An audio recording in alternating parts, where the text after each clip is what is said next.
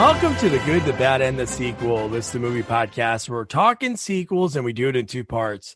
The first, an interview with an actor, someone involved that made the film worth watching. And the second, a discussion of the sequel, what they got right, what they got wrong, and how it could have been better.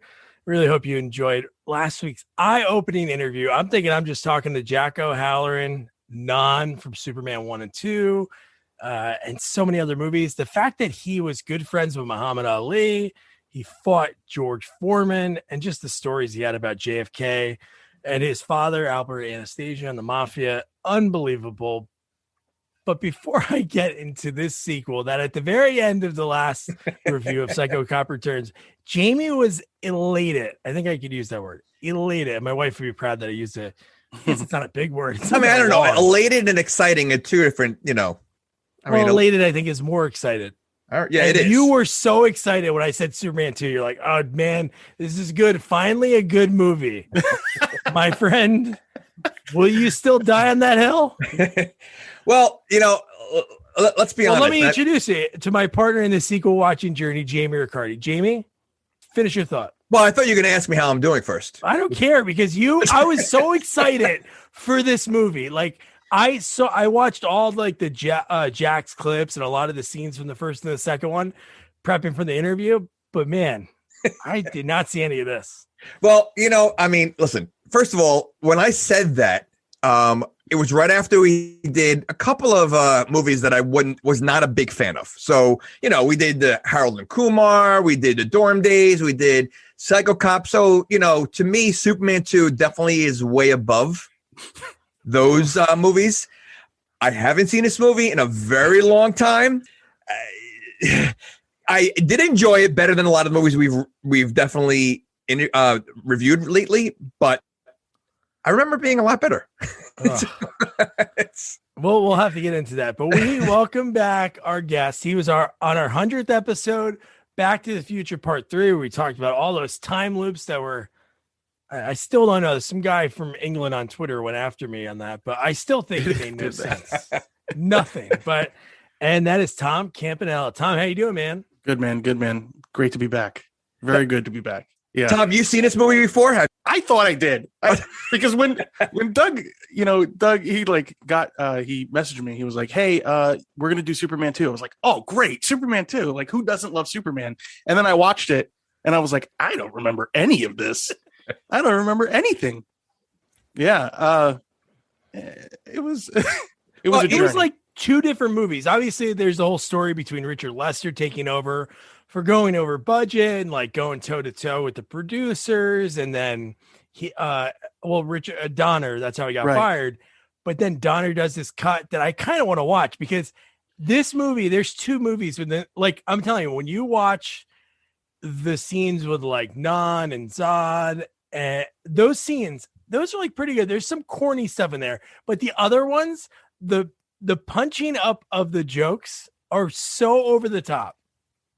Well, here's the thing. So I remember this movie. I was watching with my daughter and I remembered scene for scene what was going to happen next. I remembered, I've watched it so many times. Oh, really? So, yeah. So I knew like what was going to happen, what was going to be said. So I do remember this movie a lot. The only thing is I remember it being a lot better. I don't remember it being as cheesy as it was. And again, it's like watching, regular VCR tapes and then going to Blu-ray. And I think that's where it was, where I watched it back then. It was great special effects. Watching it now, yeesh. Yeah. Yeah. Well, that aside, like when we do these movies, obviously when you get different eras, there's some movies that the effects were like so good or they didn't show as much. So now, but that aside, just the story of this whole movie, just everything that happens in the movie, it's a totally different tone than the first one, which is so weird for a sequel that most of the second one, like 30% of the second one was already filmed. I read that and I found that like mind blowing because afterwards I'm like, whoa, there is a Richard Donner cut. And I'm like, that's what I should have watched. What are you talking? I almost did. Yeah. I couldn't find it. Well, I'll tell you right now, one thing I did notice in the movie, and there's a big like loophole in this whole movie that I never realized until I watched it now. There's a problem. Okay. So, I mean, and I'm gonna say it right now. I don't care if we wait to it. So, obviously Lois Lane loves Superman, right? Okay, Fell in love with Superman. Yeah. Well, we do get to a point where he loses his powers, and he's just Clark. Yeah. He's not Superman anymore. Correct. So she still loves Clark. No.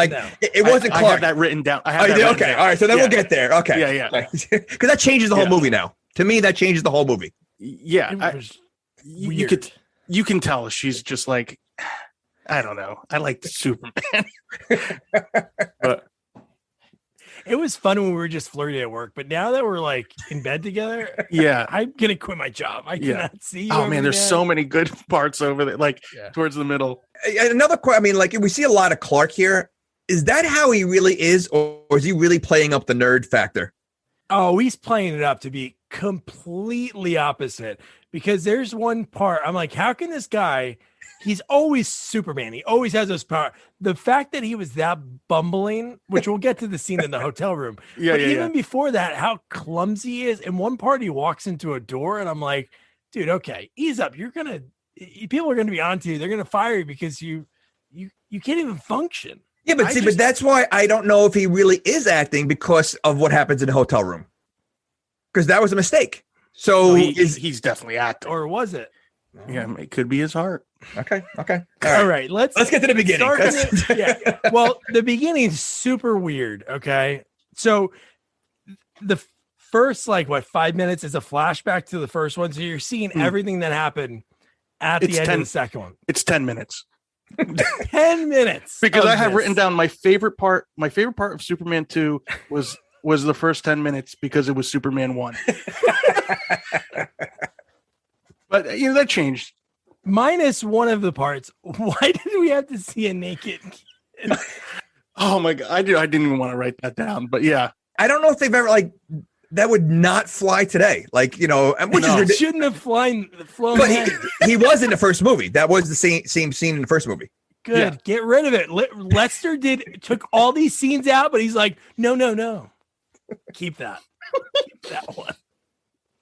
It was. See, I would have thought that Doug would have liked the beginning of this movie because it just goes right into it. It doesn't waste any time. Well, I thought it went right into it, but then I'm like, wait, you're just showing me what I could have saw already? Come on. When I was watching it, I was like, man, I really wish that I watched Superman 1 before this, just to, have some background. But then I'm watching Superman 2, and it is Superman 1. So I was okay. And you got to think, back then, there probably wasn't one person that did not see Superman 1. So if they're going to see Superman 2, they saw Superman 1. So to do the flashback like that wasn't necessary. I 100% agree. 100% agree.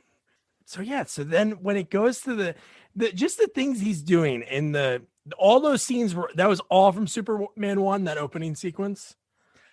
You know what? I don't know. I haven't seen it in a long time. I don't know if the actual of them stealing whatever they were stealing was in the first movie.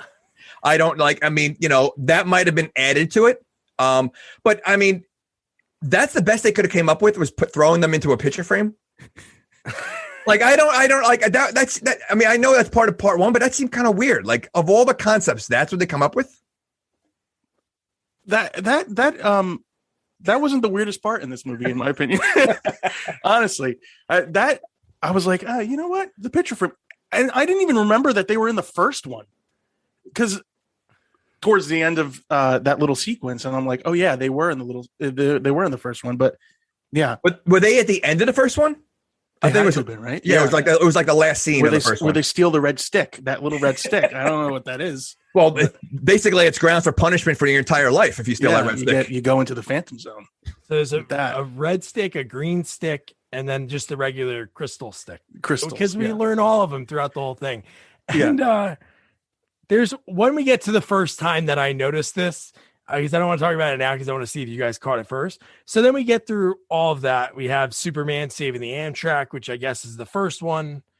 All of that happening. So then we get, I guess the first scene of this movie is when he goes, "Where's Lois?" And then he goes, "Oh, there's a terrorist attack in Paris at the Eiffel Tower." And I'm like, wow, we're getting right into it. Yeah. Well, Well, I mean, they had to introduce the bad guys right away. That was the only way they can come up with, because apparently, even though they're aliens and they're super high tech, a nuclear bomb could, explode the picture that frame. was the dumbest thing, and they didn't even say it then. We heard about it, unless they said it in the end of the first one. No, they didn't. We don't find out until the beginning of Act 3 when he's talking to his mom in the glass mirror. She's like, the only thing that can release them is a nuclear. She also she walks through the glass mirror too. She does. She comes out. Yeah, she does. She comes out of it. I was like, whoa. And she is dead. Yeah. Okay. Yeah. I thought that whole Paris thing was crazy because they're first off, Clark works for the Daily Planet, right? He's supposed to be on the know, and he comes in. Do you think? No, because he really doesn't know. I was like, oh, maybe it's because Clark is acting like Clark, and he's trying to be stupid and not, know about it. But he really didn't know about it. But how does he not know about it? Because doesn't Superman pretty much know about everything, a crime that's going on? Somehow? That was my whole train of thought. I was like, I just don't get that part, you know. But it delayed him because he gets there just in time. He's there. What if he talked to Jackie Cooper for a couple more minutes? She'd be dead. Yeah, she'd be smushed by the elevator. Lois also says, I believe this is your floor. Oh, thank God. How'd I get myself into this? She literally, first of all, she's a journalist who's going to go up to where they know there's a nuclear bomb and she's going to walk up there. That's how, come on.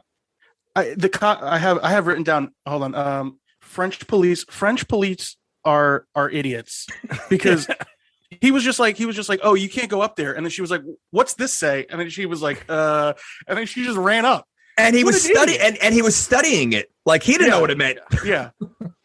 A nuclear bomb, people are going to get that close that they can get right up to the stairs like that fast. Yeah. Did you notice? I don't know if you're going to say it, but one of the terrorists. Yes. Do you know who he was? He was Harry Potter. Harry Potter's uncle. Yeah. Yep. I was like, oh shit. He looked the same. He did look the same. Yeah. And I did like that the whole time when she's in the cab, she's talking to herself. She's like, Pulitzer Prize. And then she's like, Nobel. Yeah. Pumping herself up because, again, she's going to a situation where she could die. Like, could you get the story from the street? I think you can get good enough of a story. I was just going to say, what did she expect to do? Go up there and interview these terrorists? Like, I just don't get it. I was going to say the same thing. Like, what was her plan of action? Like, getting that close, like she wasn't going to interview them. And then she goes, her best place would be under an elevator. Yeah. That's crazy. Genius. She's a genius. She really is. I'm not a big fan. I'm going to be honest. I'm not a big fan of, what's her name? Margot Kidder. Margot Kidder. Not a big fan of her. I don't think that she should be Lois Lane, but that's just me. I don't know. I don't like Lois Lane too as a person. As a character? The way she the way she treats Superman. I never watch any of the other like the Adventures of Lois Lane or anything like that. So I don't know how the other people treat, but it's pretty like she's like, I like Superman. Oh, Clark, you get so jealous whenever I mention his name. This is before she knows, and I'm like, what a bitch. Yeah, but you know what though? She is a little tougher than Clark when it comes to fighting. When the diner, I mean, she did a little bit more kick-ass than he does. And she eats like crazy. She's always like asking for hamburgers and stuff. In the morning. Well, you know what?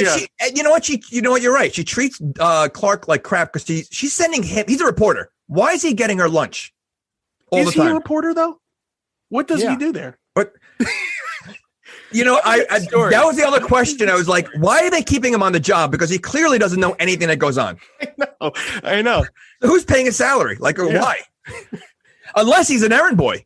That could be it.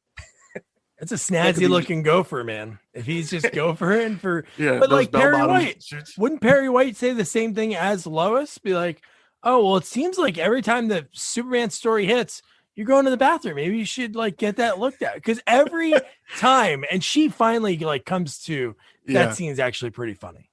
Yeah. But Which he okay, thinks but she knows who it is. and I know and this is part of the whole Clark Kent thing, but I still can't get over the glasses. I mean, the glasses are the only thing that she can't figure out. The glasses and the curl, the hair curl. Right. I know. Can't figure out it's Superman. Not to talk about the new Superman or anything or compare, but like I think they didn't add that into those new ones because it's so unbelievable as a like a thing. It's so stupid. Yeah, I don't think they added it at all. Right. Yeah. He was just always Superman. Yeah. Yeah. I can't stop thinking about it when he's there in the glasses. At least Well, the fact that at one point when the glasses fall off and she like looks at him like, well, could it be? And then he puts it back on. And you're like, no, never mind. Nah, never mind. Yeah. Yeah. If he had the curl in his hair, maybe. It's like Ace Ventura, Finkel, and Einhorn. Like the dog's hair goes over it. You just have like a dog's tail go there, like the little curl, or like spaghetti's in his hair or something. Yep. So then we get, again, Clark gets there just in time. He saves the day because dumb Lois is underneath the elevator and she sneezes. And then they're like, oh, somebody's here. And then the elevator start right from there. Did they cut the elevator or why did it start tumbling down? No. They cut it. They cut it. So okay. Yeah. How do I not remember that? They cut the elevator? Yeah. So it was like kind of dangling. It was, and then as it was going faster, it dropped. Yeah. And then he swoops in. Yeah, I remember him swooping in, but like I didn't. Well, they cut it because it was going to explode the bomb, so that's why they cut it. Oh. Then he flies to outer space with it, and he's like, "Got to get rid of this, Lois." So then he tosses the bomb, and then right from there, you see the Phantom Zone, and you see them in it, and you're like, then the movie starts, or does it? Or does it?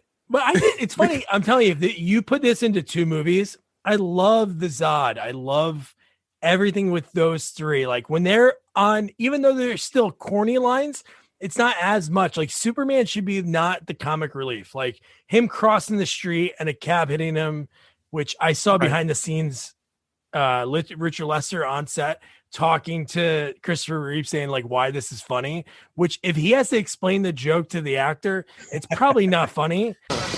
Does it bother you at all that we played it sort of more over here? No. You can get around it, okay. I couldn't tell. And also, what about the speed the guy was going at? It seemed to be no more than about sort of 15 miles an hour. Can you do that much damage in 15 miles an hour? When you hit a brick wall, yes.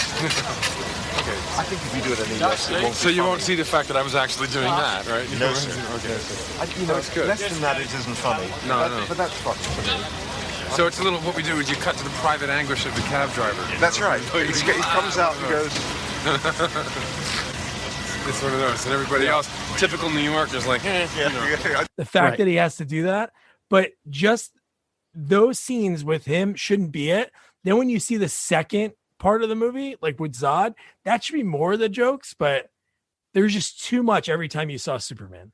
Well, I'll tell you what I really liked about the movie, Gene Hackman. I forgot how this is it. You just did it. So you like Gene Hackman. What do you mean? The Gene Hackman that we barely saw or the stunt double that we saw the back of and the terrible voiceover? It sounded nothing like him. I'm just saying the way they portrayed Lex, it was very comic booky, like, Batman with Jack Nicholson. Like I forgot that's how Gene Hackman played him.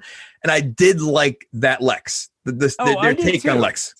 Okay, but yes, you're right. I mean, there were a lot of dummies in this movie. Well, he hated the fact that I guess he was boys with Donner. Like a few of those people were like, "Hey, I'm not going to come back." So he was one of them. But honestly, if you're in a movie, this is you. Like people are watching this one scene, and you just see everyone turn this way, and then you see him this way, and it's so bad. I was watching at work on an iPad during lunch, and it fooled me, dude. I read it after it. I was like, I read it and I was like, no way. And I had to go back and look, and I didn't hear any voiceovers. I was like, wow, I was fooled. Was it that bad? Mostly when they're in his fortress up north. It's mostly that because I guess maybe there was a different tone, maybe like in the Donner cut. But there's a few that he turns like sideways, the stunt guy, and he's like talking to his girlfriend, and it's so bad. Like Yeah. I tried to find some of them. I was looking at his bad the bald cap. Bald I was cap, like, wow, yeah. that's terrible. That's so bad. Oh god, that's great. So then we get right from there, he hurls it to outer space, and then I wrote the fact that well, I guess she doesn't know, obviously, but she just had her life saved, and she's treating Clark like shit as soon as they get back to the city. And this is the whole part with the cabbie, which is so stupid because she makes fun of him. She's like, "Oh, look at you, you're such a klutz." Wouldn't it be like, "Wow, that's amazing that you just survived a 2-ton vehicle hitting you?" She also said you have to make sure you're looking both ways when you're crossing. Like she's talking to me like he's a 5-year-old. And I think he said, "I think I'll try that." Jesus Christ. And then she's worried about her health. And she's, again, these jokes are over the top. She juices like 5 or 6 whole oranges while smoking a cigarette. Yeah. And then when it's done, it's, because Clark breaks it. When he slams his finger in there. Yeah. And then he's done it. And it's like this much, like a little smidge of juice. Best joke. I was like, oh, there it is. Well, a picture of health, smoking. I mean, and you see how many cigarettes she smokes, and then she's worried about the orange juice. Yeah, I was wondering if that was at a time where people were like, "Oh, smoking is actually bad for you," so that was the joke. Like, is it just a new thing? But no, I think still then I was collecting my parents' miles and getting Marvel book bags. Yeah, and a jacket and wearing to school. This came out 80, right? It's funny. It came out 80 around the world, 81 here. So yeah. Oh, really? Fascinated because they were in Australia, because everywhere you look, it says 1980, but then in the States, it came out June 19th, 81. Just crazy that it's that much of a gap between the. And then when did the first one come out? 78? Oh, you know what? I thought it was 78, but I think it's earlier than I thought. I think it was 76. I can't believe that. That's wow. Yeah, that makes sense though, because the movie felt very 70s to me, right? And after I watched it, learning that half the movie was from the first one, right? Yeah, the first take. So makes sense. And there's so much that they left out that we'll get to when we get to some of those parts. But so then we cut to Jamie's favorite character, Lex Luthor, and Otis. Rest in peace, Ned Beatty, who barely in the movie. The guy is just so good. He's so funny. Yeah. Well, he was a big part in the first movie, but I guess it was just too much, too many characters. They had to get rid of him. I mean, I would have liked to continue to see him because he is pretty good. He couldn't fit in the hot air balloon. There's only spots for 2. Wait, not only fit, he was pulling it down. I mean, so there's your fat joke. They never cut back to him in the prison. Nothing. No. Nothing. Yeah. Yeah. For 5 minutes he was in that movie. But while I was in the prison, he had, Gene Hackman had a weird line, his Liberace record or something. Yeah. He says, "Can you return my Liberace record?" Yeah. Where the heck did that come from? It just thrown out there. It made no sense. A lot. I feel like that about a lot of this movie. It just made no sense. There was like Doug said, right? There's 2 movies going on. I felt like at the same time. Meanwhile, Superman is not in it a lot. I know. Yeah. And it's scary how much he's not in it. But again, I haven't seen it in a long time. I really thought he was in it way more, and it's more Clark than Superman. And way more Clark. 100%. I mean, listen, the later on the battle, I think, for the time was great, but it was too short. It was, Would you have some battle in the middle or something? Even Batman takes on other people in between or some kind of henchman. I don't know. There was just nothing. There was nothing. Honestly, the people in the city were more badass than 100%. Absolutely. Yeah. That whole battle scene, there's so many side characters in that whole scene. Okay. The two kids that are by the subway. You're oh man, let's go. How about the guy continuing his phone call while sideways on the ground? Yeah. There are a few people that were continuing their phone call, like, and somehow he was blown down like half of the block, but the phone was still working. Yeah. and everybody has to come out of a store like when there's the biggest like windstorm. KFC got some great plug there because not only did a guy come out and he lost all his chicken, the waitress said, "Oh, sir, your receipt," Yeah. and then she went flying. That was great. Like you wouldn't hear that from inside. Like, wow, that's some really strong wind coming from these three guys in this who look like a 70s pop band. They're just blowing out. Or what about like, oh wow, that guy the guy's receipt that I have, that guy just blew away. Maybe I won't go after him. Like you're missing the best part. Oh, we're not even at that part yet, but you're missing the best part. We're not. When they did like, you know what, let's go get them. And like the crowd grabs like bats and like they're going after these three aliens that are flying, shooting fire from their eyes. And they think a bunch of bats and like lead pipe are going to take care of them. Yeah. One guy yells from the back off screen, "I know judo," which is awesome. So then we get to, like we talked about, like two movies. So we're in the Zod and the Boys, which I like. Well, Zod and the Gang, I guess. Zod and the Gang. Leave Sarah Douglas out. But the scene on the moon, because you don't know what's really happening. Obviously, we know they're in outer space, that they're out of it, because we saw them flying after the nuclear explosion. But that whole scene on the moon, I thought that was so cool. And you see who worked at the space station? Well, not at the space station. Who worked at Houston? No. John Ratzenberger. Was that him? Yeah. He looked familiar. And when I saw him, I was like, who is when the British ruled the Punjab? That? Yeah. Well, there was also a guy that looked like Clint Howard. Wasn't there someone that looked like, at the White House? At the White House. He'd look like him, but it wasn't. So I have a question about the moon part. So, clearly these three, Zod and his gang seem very clueless about normal stuff on Earth. Everything. Right? They didn't know. They're like, look at these Earthlings, that are as astronauts. But somehow they're able to drive the spacecraft to the rocket. Did you notice that? Yeah. They were driving. First of all, they fly. So I don't know why they're driving in the first place, but they drove. They were driving. It was the girl and the mute. Nam. Which, by the way, did you notice that he's wearing platform shoes? No. To make him even bigger. His shoes look like from Young Frankenstein. Those big, Yeah. He had it was like a huge platform shoe throughout the whole movie. Nice. Because he's a big dude. He's 6'5". So they made him like even bigger. But no, so why would they get in the car? Yeah. They can move things with their mind. They could pretty much do like whatever they want.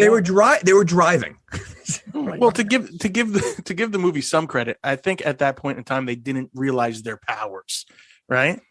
You know what? You're right. You might be right. Oh yeah, they didn't. Yeah, because when they were on Earth, that's when they said, "Oh my God, we have these powers on Earth." So it's just kind of wild that only on Earth they work. Okay, but in the same they were able to throw the astronauts around a little bit, with zero gravity. But but even if that's the case, they don't have any. No, they have no prior knowledge. No, there's no vehicles on Krypton. So I mean, no, yeah. If Michael Myers can drive, I think Zod and Ursa and Nana be able to figure out how to get that started. God, right. So then we get to. We mentioned the hot air balloon, which is like, of all things, this guy's supposed to be, he calls himself, he's like The Rock in wrestling. He self-proclaims himself as the greatest villain in the world, right? Is that what he calls himself? And his greatest mastermind. Greatest mastermind in the world. But even before the hot air balloon, though, how about his little gadget in the cell? Oh, yeah, that was cool. Oh, yeah. That's pretty cool, actually. It was cool, but where'd he get it from? Ned Beatty snuck it in. Otis stuck it in. Wherever he got the Liberace record. Wow, how do you get that in? Otis was he was limping for a few days after. Well, I mean, did this movie take place after Deliverance? Yeah. Okay, so he's used to things stuffed. He's used to things stuffed in there. So then, I just thought it was so stupid, the hot air balloon. Yeah, obviously it works. It totally works. But unless he has like ballooning knowledge or his girlfriend knows something. Like I was going to say, know where they're going. not only him, she has balloon knowledge to get there. That's true. And she doesn't seem like the smartest, sharpest crayon in the box. No. Well, No. she isn't, because in the first movie, he wanted to feed her to a lion and Superman saved her and she went back to him. Yeah. Sometimes people like those kind of relationships. I don't know. Love is love. Love is blind. Or he's packing heat. Or he's banging it. Yeah, possible. Saí da escola já com uma formação profissional no currículo? Metodologia por projetos? Preparação para o Enem? Atividades extras gratuitas, como acesso a oficinas, simulados, vagas de estágio, Olimpíadas do Conhecimento e muito mais? Esse é o Ensino Médio Técnico do Senac. Quer saber? Senac. Acesse sp.senac.br/ensino médio e saiba mais. So then we cut to Niagara Falls, where I get married.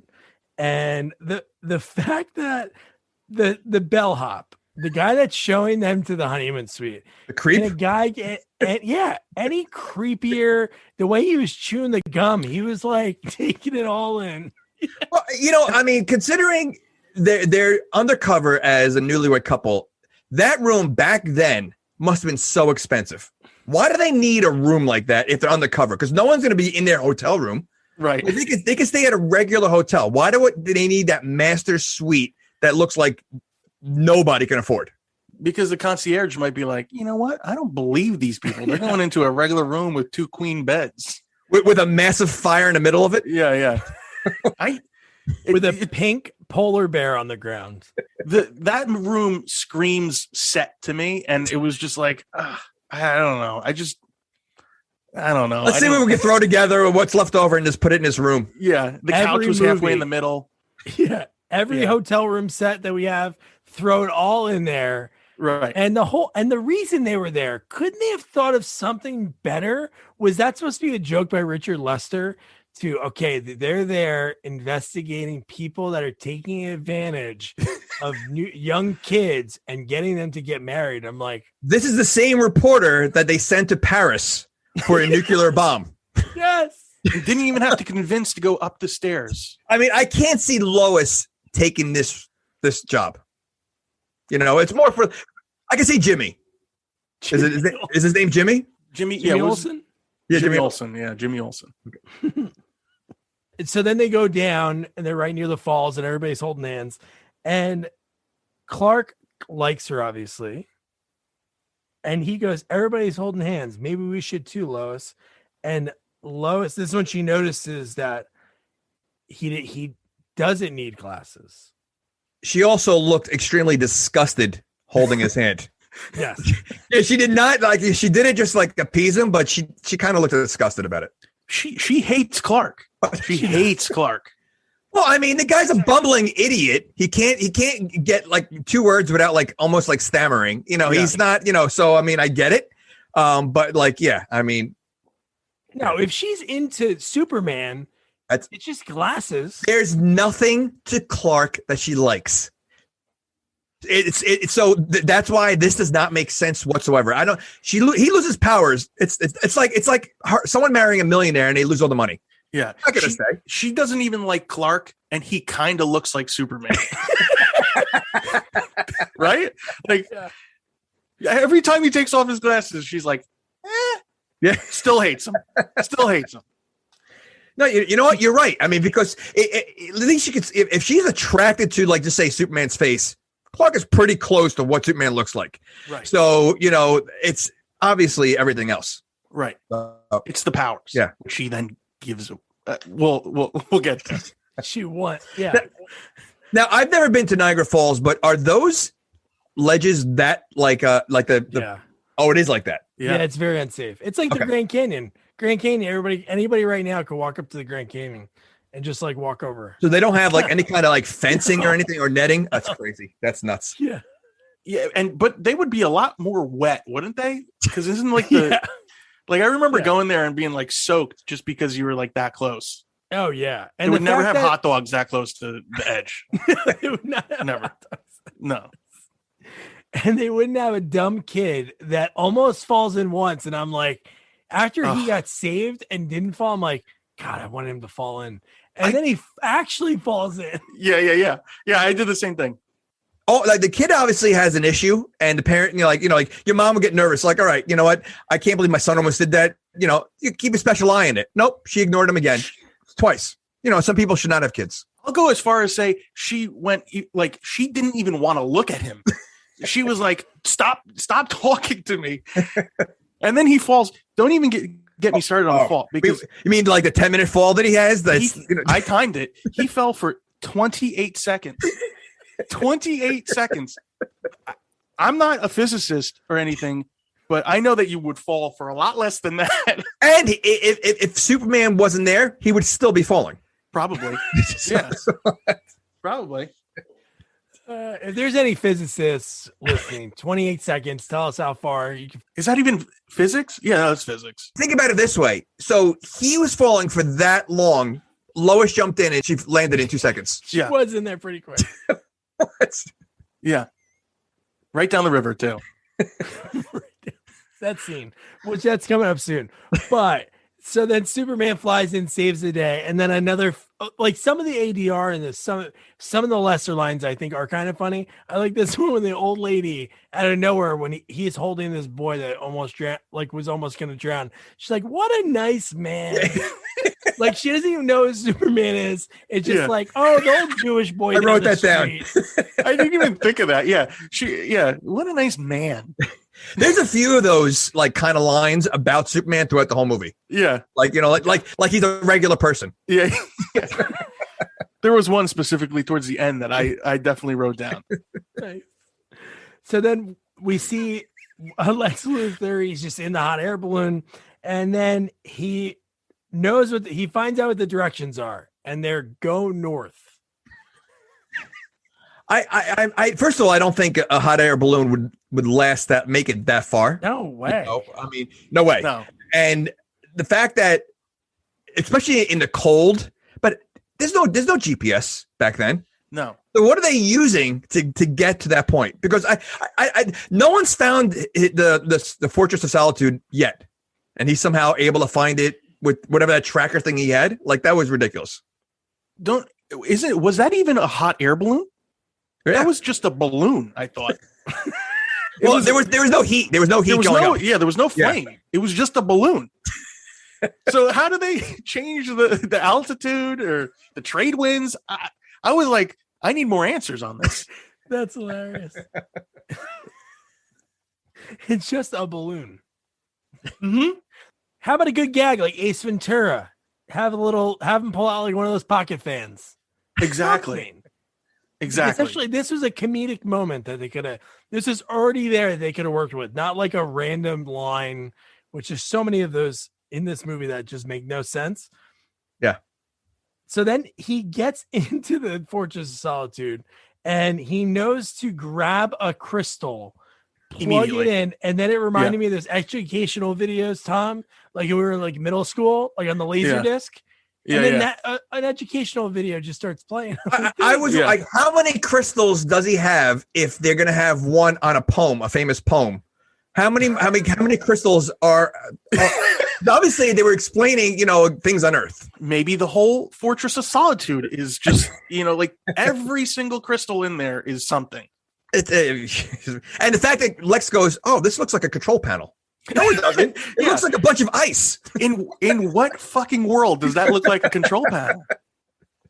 I got a joke right now. They could add it. I just thought of it. Of all, who was the poet that they had? Oh man. But no matter who it was, they should use Robert Frost.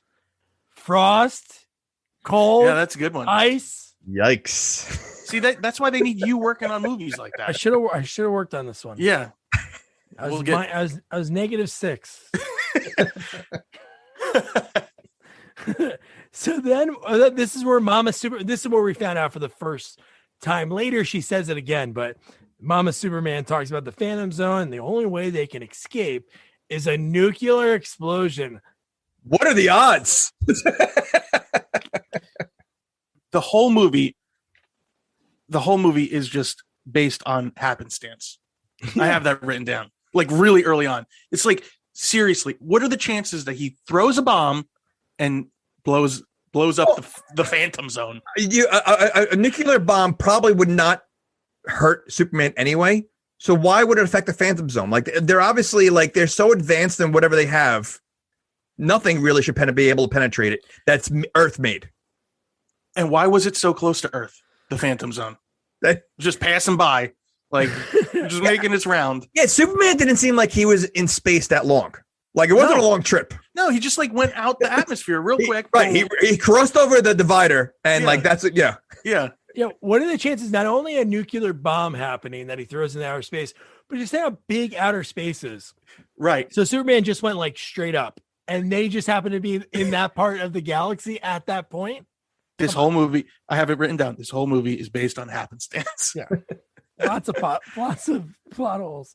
So this is where, like, the first we talked about it earlier, but the first, like, Gene Hackman ADR, they, like, everything's medium shots for the most of the time. When it's like big name actors, they really don't do far away shots for the most part, but you see him talking to the girl, and then it's like this super far shot, and he's looking at her, and you just see, like, the back of his head, and you're like, that's not how you talk to somebody. But yeah, there's like a few of them that are pretty ridiculous. And here it is, Lois. She's on to him. Well, he comes back with the hot dog, right? He goes to the stand. Yeah. Did you notice that no one was working at the hot dog stand? Nobody. He just took them. He just took them. There wasn't anyone behind the counter. Oh man. Did everybody run because that kid got saved? They're like, hey, this kid just got saved by Superman. Let's run. I'm not sure, because when Lois fell, there was a couple walking up the bridge that basically ignored everything and just kept walking. I know. So I'm not sure if, like, everybody was that observant, but there was no one at the hot dog stand, because you also didn't see anyone dressed as a hot dog worker, I would think, if he was there. What's a hot dog worker wear? Like, you talking about the guy that's in the full hot dog suit? Yeah, or something. Oh. I'm assuming if you're working in like a famous tourist area, you're gonna wear some kind of hot doggy thing, or at least like a little checkerboard shirt or something. Right. Like, but there wasn't anyone working there. And Clark didn't even leave money. Who is this guy? If he's trying to win her over, wouldn't he be like, "Hey, Lois, nobody's working here, but I'm gonna make sure I give him a tip anyway." Hey, Lois, they're giving out free hot dogs over here. It wouldn't it be funnier if Clark was like a schlub? So kind of like what's that? Hitchcock? Is that what's the name of it? Hancock. With Will Smith, how he's like a homeless guy. Wouldn't it be great if he was a schlub and he like was like, Lois, free hot dogs? Well, in the third one, I think it's the third one, he becomes bad. He becomes bad Superman. And bad Superman, he grows a 5 o'clock shadow, and he fights himself. Like Superman fights alter ego Superman, and it like literally like he's hitting on women. Like, so he does a Hancock kind of thing in the third one, or Spider-Man 3 kind of thing. Yes, that's exactly what I was gonna. So is it once you get to the third superhero movie? Oh wait, in Batman Forever was Val Kilmer hitting on random? Well, I guess no. In the third one, Batman Forever was when they had that line that was basically like he was going to go down on Nicole Kidman. He actually just talked about it because it was the anniversary the other day. Really? She says a line like, "Let's open a bottle of wine and see how things go," or something. And she sits up and like opens her legs. And he retweeted this article that was about that whole scene. So the third superhero movie gets nuts. Iron Man 3, I've never seen it, but I don't remember what it was, but I'm sure it was crazy. By the way, we skipped one other thing with Lex going to the Fortress of Solitude. Where did he get a snowmobile from? Because that's what he takes to the Fortress of Solitude. It was in the balloon. Duh. It was strapped to the bottom.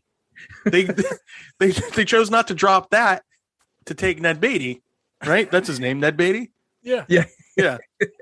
They needed it. They needed the Otis, we need this, man, unless you can carry us on your back. Yeah. Not to talk about the hot air balloon or the balloon anymore, but don't they normally have sandbags on there? They do. Yeah.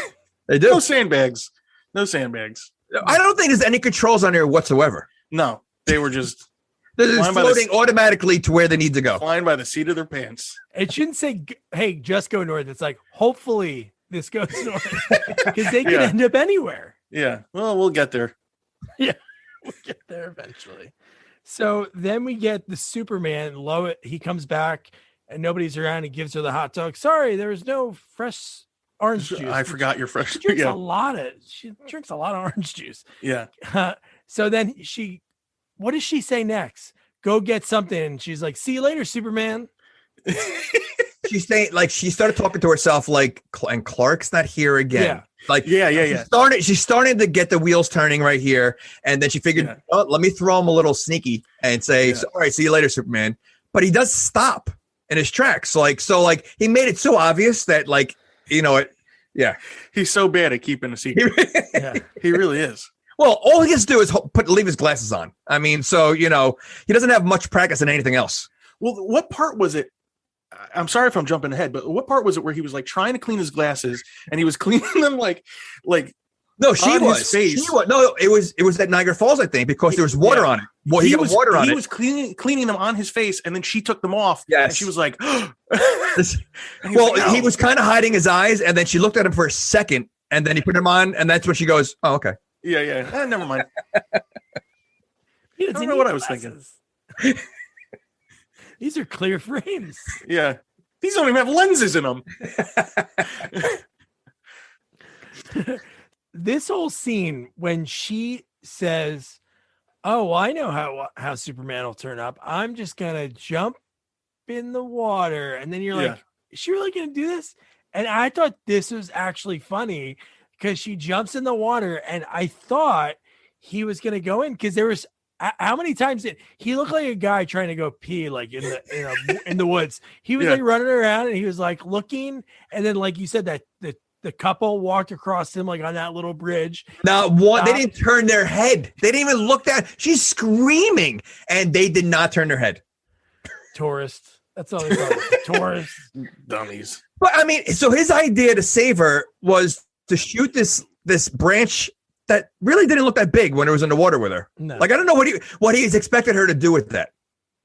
Because if there wasn't a little area that looked like it was barely 3 feet deep, that perfect cove, she would have died. Like, that branch was going to do nothing. That branch did nothing for her. I just don't understand why they made her jump in and then, like, he was just like, still Clark. Yeah. Don't even show me that scene. And he fell in. He couldn't even swim. Yeah. When he fell in, he was like, oh! Yeah. Did that whole thing. Yeah. So if you're gonna, for the audience, if you're gonna reveal it in the very next time we see these two, why the hell not just do it in a cool way? Like the opening sequence I didn't mention before, but when he turned into Superman in that first time when he was running in the alleyway, it looked awesome. It looks so great, holds up today. But you have something like this, another moment you could have something cool. I was expecting him to look around, nobody, when he passed that couple, like do the jump and change into it. No. Yeah. Well, that would prove her point. Where's Clark? It does in the next scene. That's what I mean. No, the next scene was a mistake. He fell. No, he wanted to. But that's the whole thing, right? It's like, just don't show that scene. Don't show the scene where she's in the water and just do something right big right there. What? Well, because I think they wanted the audience was going to see like, all right, they're finally going to get the reveal, and then she dadded it at the end. She goes, I can't believe it's so embarrassing. I can't believe I thought you were Superman. So they wanted that one more time to like make it, the big reveal. I don't think he really did it on purpose when he fell. By the way, I think he looked really concerned that she was looking at his hand.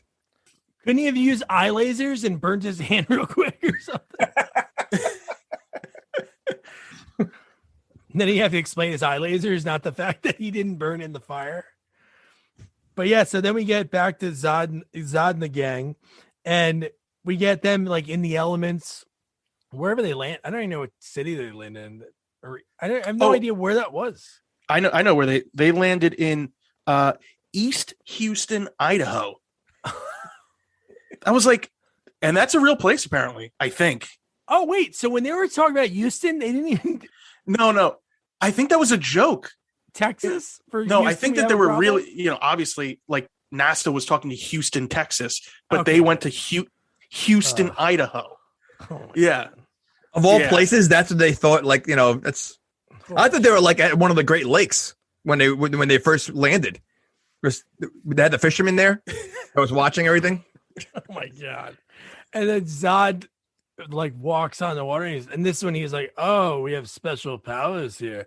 Which Terrence Stamp, dude, he is one of the most interesting guys.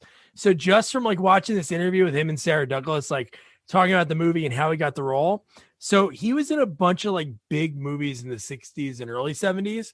And one of his best buddies, and they've lived together, Michael Caine, which in Michael Caine's book, he says, I still wake up sweaty in the night and I see Terrence agreeing to accept my advice to take the role in Alfie. So he like blames Terrence for taking Alfie, but he was dating like this super hot model actress in London and she dumped him. So he's lived in India for like 5-6 years and he had no communication with the outside world. Then one day he was like, I want to act again.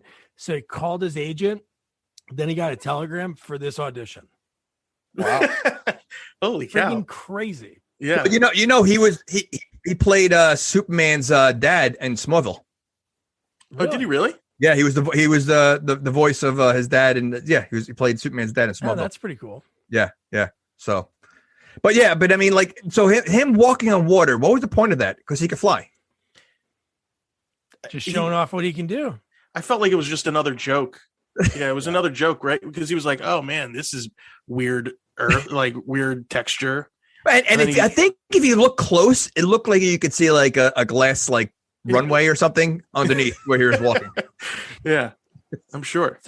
So then we'll talk about just this whole scene with these guys in this town before we talk about the Clark reveal, which we kind of did. So I guess we can mention that real quick. So we talked about Clark in the honeymoon suite. He's talking to Lois. He trips over the pink polar bear.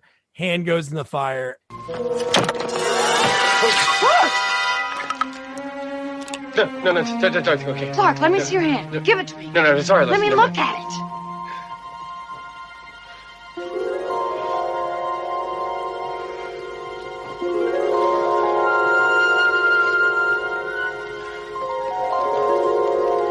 You are Superman. Oh, Lois, come on, don't be.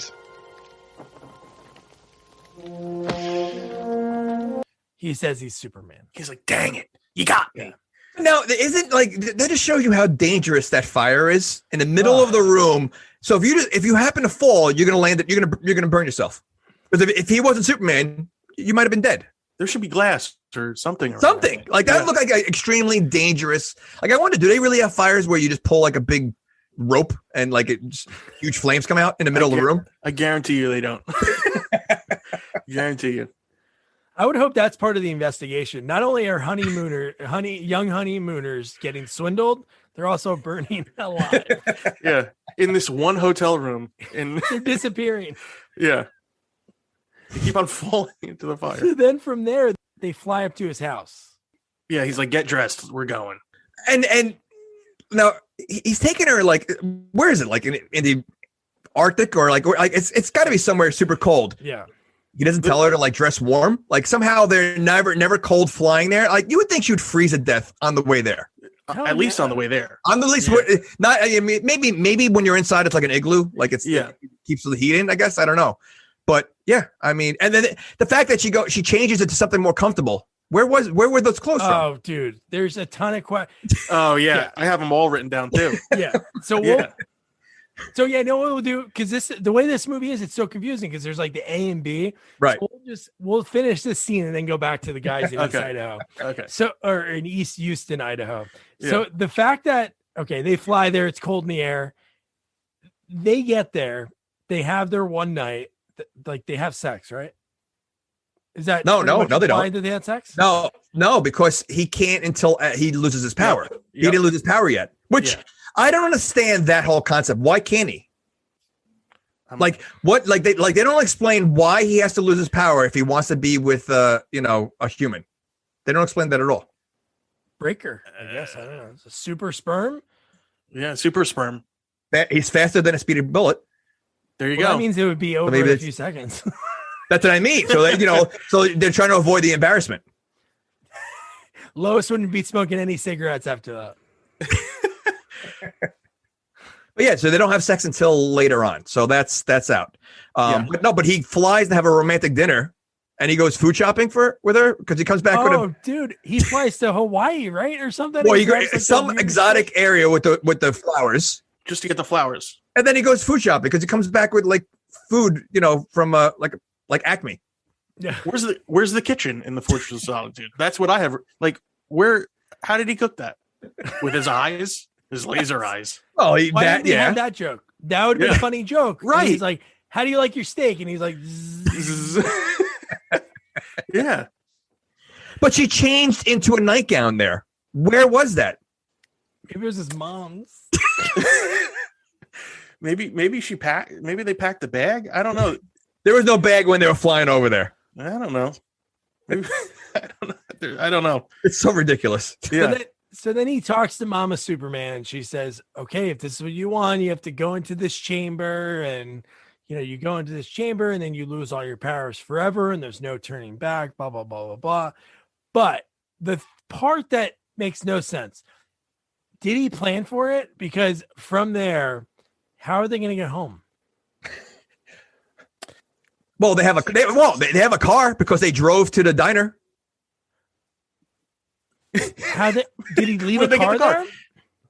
Well, how about but you got to get to the car somehow, right? Well, he's got a garage. You're saying the garage? Yeah, it's his house. Of course he's got a garage in the Fortress of Solitude. Okay, wait. So that diner that they go to, where he fights not James Caan, Rocky, where he fights that guy, is that up by the Fortress of Solitude? The diner that was in the middle of the road when they were driving down a dead end, and the diner happened to be at the end of that road. Yeah. Okay. It's easy to get to. So was that up by the Fortress of Solitude or closer to the office? Because he chooses to go get the hamburger there at the end of the movie. But he also chooses to walk, leaving the diner when he drove there, because he's hitchhiking on the way back when he had to go back to the Fortress of Solitude. Yeah, that's how I presume that they got from the Fortress of Solitude to the diner. They just walked for a long time. No, but he drove there. They drove there. They did. They showed that. They showed him the car driving down. They drove down like I said, the diner was in the middle of the street when they were driving, and they said, "Let's eat here." So they drove to the diner, but he walked back. Jesus. There's so many holes in this thing, man.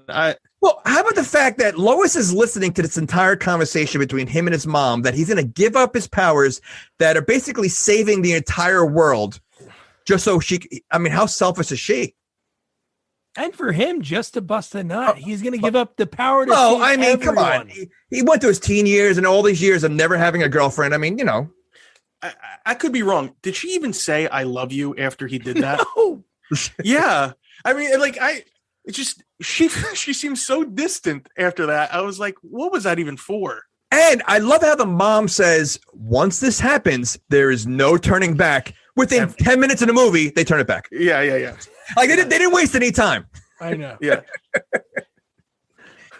And Clark regretted his decision about 5 minutes later. Almost immediately. Yeah. Almost immediately. Yeah. You know what? Maybe I shouldn't have done this. When Rocky punches him and he's like, blood, my blood. Yeah, man. You shouldn't have done that. Yeah, he definitely bleeds a lot for a human. Because he looked like he really got the crap beat out of him. How tall is Christopher Reeve in 6'4"? He in real? Yeah, he was a huge dude. Yeah, but they make him seem like such a wimp. That's why I don't think a lot of that. It's almost like when he puts the glasses on, something happens to him. Maybe it's like a little kryptonite. Maybe they have kryptonite in there. He's a bumbling idiot every time he's Clark, even when he loses his power. They have to have kryptonite in there. They have to. Oh my gosh. So then we have now back to movie B with Zod and the gang. So they're doing all these crazy things. Like Ursa sees a snake, it bites her, she laser eyes it, dies. Okay, hold on. You're gonna tell me she's gonna feel a snake bite? If she's Superman, she has the same powers as Superman. A snake she's gonna say ouch. Like a snake's gonna bother her. Like they can get shot. The guy gets shot by a bazooka later on in the movie, the big guy, and he catches it. But a snake is going to bother you. That makes no sense. Their powers are so inconsistent from, like from scene to scene. It's they really are. Yeah. They couldn't just keep, maybe that's part of the Donner cut. And then the Lester. Oh, well, I guess the Lester cut would be ouch. Donner cut is, the Donner scene is non-grabbing the rocket and bending it. Well, think about it. When Rocky punches Superman, he almost breaks his hand later on, right? Yeah. So how can a snake penetrate the skin of these aliens? Presumably, they should be men of steel. Correct. Right? Correct. Yeah, and they're not. Really not. Yeah. So then there's like these little bits just showing you their powers, like when she goes into the diner and she beats the guy in arm wrestling. But how about the joke again? I like these parts with them, with Zod and the gang, but how about the news report when they're beating everybody up in the town and the reporter says there's 3 more residents in the town and goes into this whole friggin' spiel, and the army comes and just, God, everything that it's like, why would they even attempt it? Like, all these people see what these guys can do and they're all going at them. I'd run. Well, clearly it happens again at the end of the movie. So, and don't forget, you forgot the whole part with the cop car and them, when they got there. So, yeah. The 2 guys arguing over the fit. Oh, you going to order the fish? Oh, I don't know if I'm going to order the fish. Maybe I'll order this. And he's like, you know what? On second thought, I'm going to order the fish. I'm like, it's that type of stuff that makes me feel like a lot of the movie was just like, oh, we'll just waste some time here. We'll waste some time here. We'll waste some time here. And then we'll smush it all together at the end. And no Superman. Like, all these parts we could have gotten. Obviously, at this point, he doesn't have his powers, but in a perfect world, it would have been more Superman instead of all these thrown together just jokes that weren't necessary. Like, if I timed it, I'm sure that the guy talking about fish was over a minute. Something else instead of that. Anything. Yeah. Yeah. Like plot. Plot. Well, you're also, I think we skipped the part when somehow the gang, the Zod gang, have the power to change Mount Rushmore. Well, that's it's later. a little bit. Yeah, it's a little bit later. I thought that was before the town. No, that's when they take over the White House. No, that's later. When they're oh, okay. Oh, my bad. All right, I'm sorry. When somehow the movie jumps ahead months with no change of time, no like calendar cut, nothing to tell us. Instead of the only line is, "It's been 5 months," something like that. Yeah, when they're like just like their feet are kicked up on the desk in the Oval Office. Yeah, They're bored. Yeah. They were like over being in charge of the world and God. But yeah, so it's not like there's so much in this movie because the movie's over 2 hours, but there's so many of those little things where like, all right, here is what Ursa can do. Here's what Zod can do, which I do like his kneel before Zod, all like his line delivery. Good. Rise before Zod.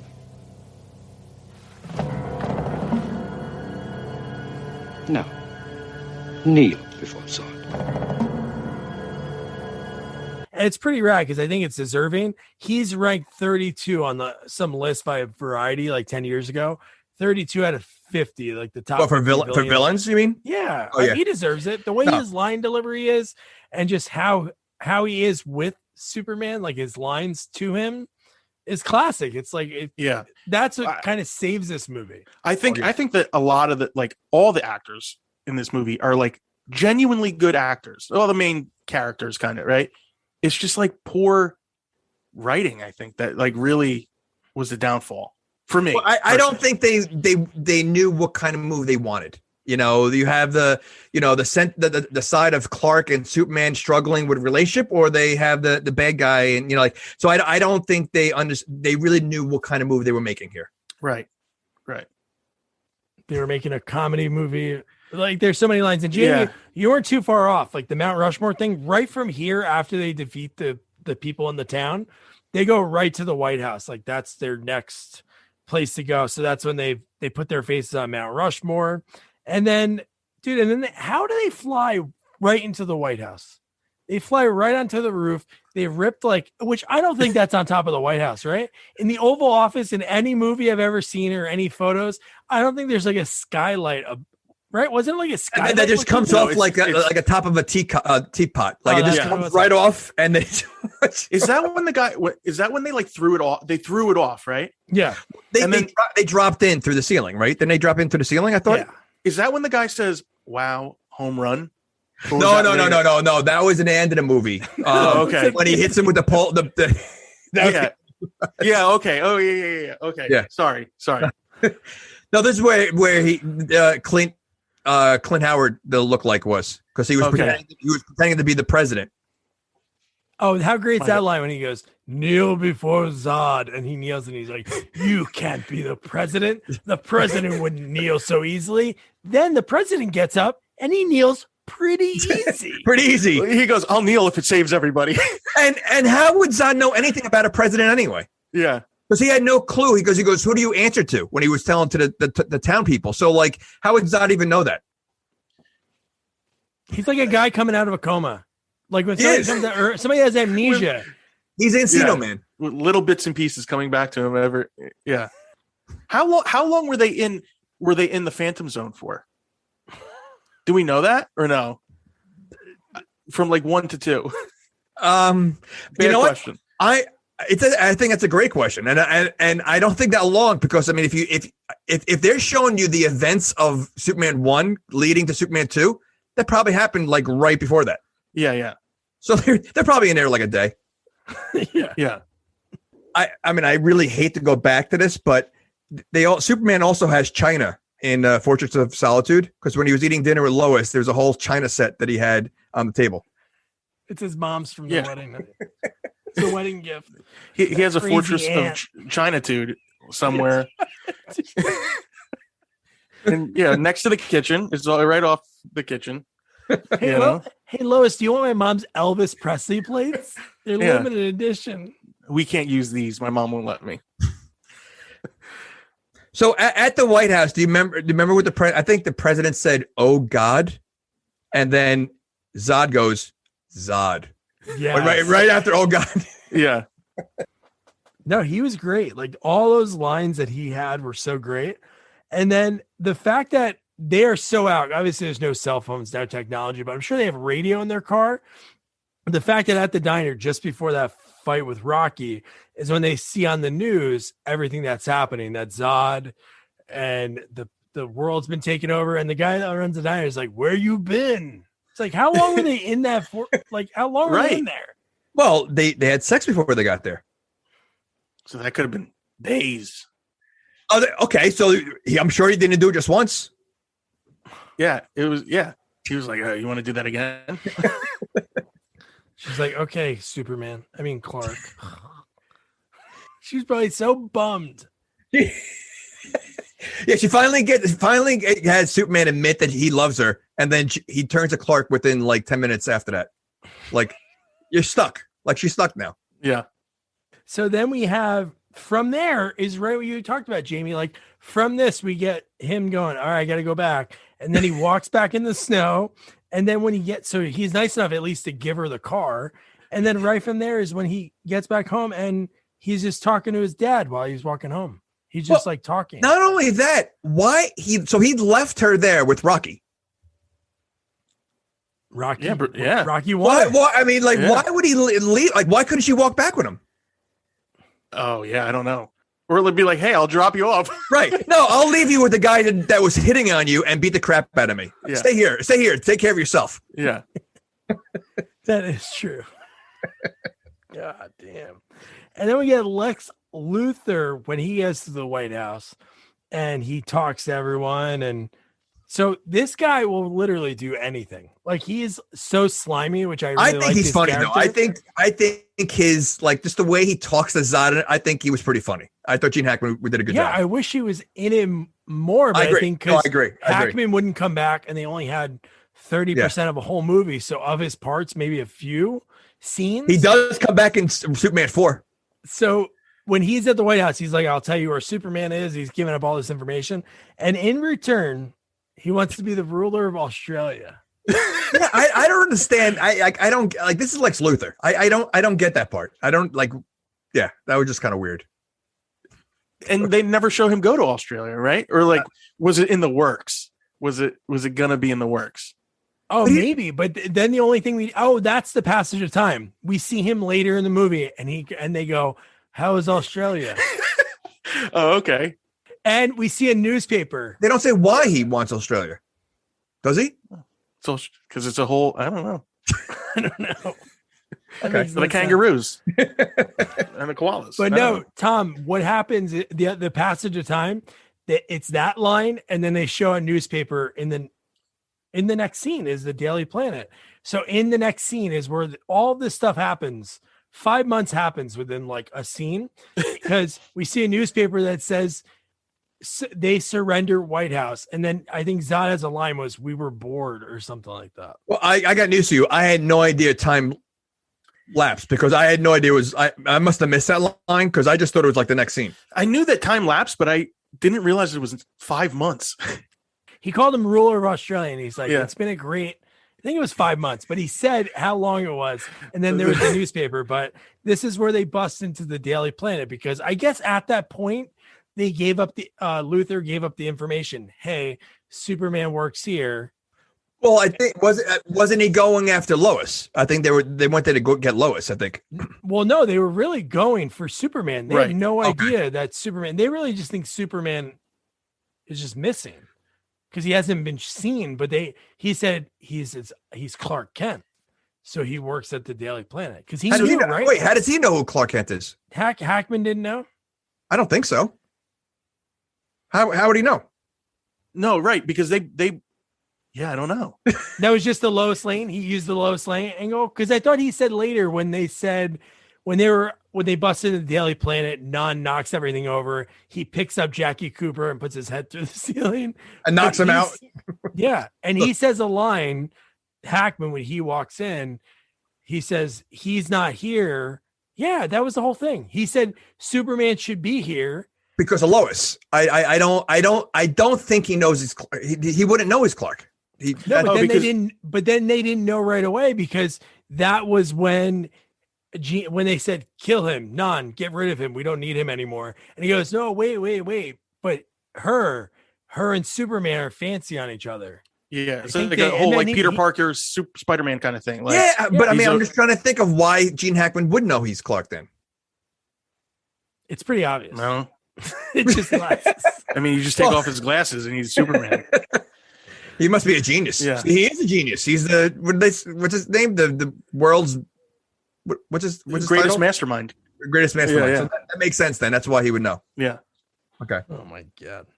And then I love his line when we see Superman finally show up, which is a scene that they cut out of the movie, which is probably a really good scene, but they didn't want to pay Marlon Brando his 11.5% of the box office that he got. And just before they were filming this movie, Marlon Brando sued because he said they never gave him any take from the first one. So they settled and everything was fine. But then they opted not to use the footage that's actually in the Donner cut. It actually looks pretty cool because he's talking to his dad and you see like his head and then it's Marlon Brando, but no dice. So we just get they don't tell you what's going on at the fortress, right? They don't say how he gets his power back. They don't explain any of that. Yeah. Well, they show him look because earlier in the movie, the Lois Lane is like sitting on the green. The green crystal comes up. She gets up, and he sees it, and then you're like, oh, you kind of like put two and that's like the only time in this movie where I like put two and two together and actually got what was happening. Oh, you didn't know Superman was Clark? Wait. Superman was Clark Kent? I could never tell. The glasses really throw me off. I want to know why the mom didn't know about the green crystal. Because it wasn't in the console, I think. Because remember, but she walked out of that screen. Like she easily could have said, "Listen, there's no turning back unless you have a green crystal." Yeah, just hide the green crystal. I mean, so she had no clue about the green crystal. Listen, I'm just you can't go back, but just put the green crystal on the side. And you can go back. It's easy. But I do love when Superman first shows up because it's like the first time we get those lines from Zod when he just every time he sees him, come to me, son of Jor-El, kneel before Zod. Yeah. And dude, I love the times that they interact in this movie, and I actually do like the way this movie ends. I thought it's pretty good. Absolutely, the way that happens. Yeah, I like the end of the movie where you actually see Superman. Like, no, this and this is why I thought I remembered the movie being so much better, because this whole scene, the last 15 minutes, are the best part of the whole movie. Yeah, you know, absolutely. And but it just took. It's like watching a Godzilla movie and you don't see him until the last 10 minutes. Right. You know, which I think was the first Godzilla. I think that when it first came out, really? The same thing. Oh yeah, it was a Godzilla with Matthew Broderick. You don't see Godzilla until like the movie's almost over. Yeah, it's like ridiculous. But I mean, wait. So you're referencing like the 19th Godzilla movie, not the first Godzilla movie. Yeah. Oh, in the Japanese versions, you see him right away. Okay. God damn it! But in Godzilla 2000, you don't see him. Yeah. Like 10 minutes in. Yeah. You see Hank Azaria running around as a cab driver. Well, you know what? They did that with, I think, the Hulk movie with, what's his name? That first Hulk movie. Ed Norton? No, the one before it. What's it, the one before? Eric Jennifer Bana. Connelly. Yes. Eric Bana. You literally, the movie's 2 hours long. You don't see the Hulk until the second half of the movie. So the first hour is no Hulk. Wait, that's so like there's 3 Hulk movies? Wait. There's only 2 Hulk different movies. Hulks. That's the Ang Lee version, I believe. All right, so enough Godzilla talk. Let's get back to this battle. So the one part that I really love is like when it starts, when he says kneel before Zod, and then from that part is when is it Non who throws something and the whole back of the Daily Planet like blows off. Yeah. Because that one shot's cool from far away. It's like a helicopter shot, and you see like the open Daily Planet, like Perry White's office, everybody is standing there. But when the battle starts with them flying in the air, fighting each other, the flying was something that didn't look great. It didn't hold up well, but the actual battles and stuff and them in the air. The flying wasn't that good, but the different ways they were fighting were like just, from the underground to the hitting, everything was very cool to what they were doing. It was well needed in this movie. Like it was like finally, oh wow, like this stuff is happening, and I really enjoyed. No, this is definitely the best part of the movie. I just want to know how big is the underground that they were like battling, where they were like pinballing around, pinballing around, and somehow the whole ground is shaking. Yeah. Not even cracking, just like shaking, like if it was like a train drive, going by. It was like the earth was empty. It was like the earth. That's exactly the middle of the earth was empty, and they were just like bing, bing, bang, bang, bang. And then Lester had to ruin it with a joke. How about Lois is worried that this guy that she loves, she loves Superman. So he's in Superman outfit. She loves him. And the girl like weasels in and she's like, ooh, that big one is just as strong as Superman. And then Lois, like a jealous girl, like friend, like, shut up, get out of here. And, pushes out of the way. I'm like, why would that be what you're ready to throw jokes in this time? Like everything's crumbling around you, the ground shaking, and you're like, let me throw this jab at. Maybe she doesn't like Lois. Maybe she likes Superman. I don't know. Possible, but did you notice that Lois seems a little bit more concerned now that he's Superman's back? Like clean up in aisle 7. As soon as she saw him, her whole demanner changed. She's like, all right. This is I'm back in business. Yeah, because she doesn't like Clark. Yeah. Was this the part where like something was going to fall on a child in a stroller? Well, yes. So Oh, there's a few. I think there's a few parts with that. So yes, you mean the woman that just sat there and just screamed instead of like running away for the child? Yeah. And then Superman comes in, swoops in, saves the child, and then she just goes, "Thanks." Yeah, that's it. Yeah, there's no concern. Like I almost just died. There was nothing of that. It was like, thank you. Yeah, she could have been. Oh my God, thank you so much. No, thanks. No, and this is also the home run part you talked about before. This is it. Yeah. WWF classic. Hold the guy. None. I got him. And then she grabs a huge it wasn't even a flagpole. It was like something from her construction site. Yeah. And it swings. He ducks out of the way, and then friggin' Non just like floats into the top of. So this is Metropolis, right? because they don't even pretend like from the exterior shots that it's New York City. Like it's the exterior shots of this whole movie, even on the poster, Twin Towers, Statue of Liberty behind Jamie. Yep. It's like not even like they're not even trying to hide it. Yeah. It made no sense. Do they ever call it Metropolis? No, but I mean it's known. I mean that's where his Daily Planet is in Metropolis. Right. So right. No, it's just known. But yeah, you're right. You know, it's funny. I didn't even notice the Twin Towers there. and then Superman cages Non. He takes the top of the Empire State Building, whatever they want to call it, puts it, locks him into it, and you're like, wow, he's gonna be gone for a while. No, he gets out like it's nothing. And I thought he was like incapacitated. What made you think that's gonna hold him there? I didn't think that it was going to hold him there because he ripped it out because Non ripped it off first, and then Superman's like, no, I'm just going to put this on top. And it's not like he welded it down. Like, I mean, he does have like fire out of his eyes. He could have welded like the metal down, make it a little more difficult. No, he just laid it on top of him. Right. You know. Yeah. He just smushed it on top. He just smushed it on top of him. Yeah. And then Zod, when he's standing up near some billboard, I forgot what was on that billboard, but he's talking with Ursa, and he just starts like picking like cars off with his laser eyes. Cars start exploding.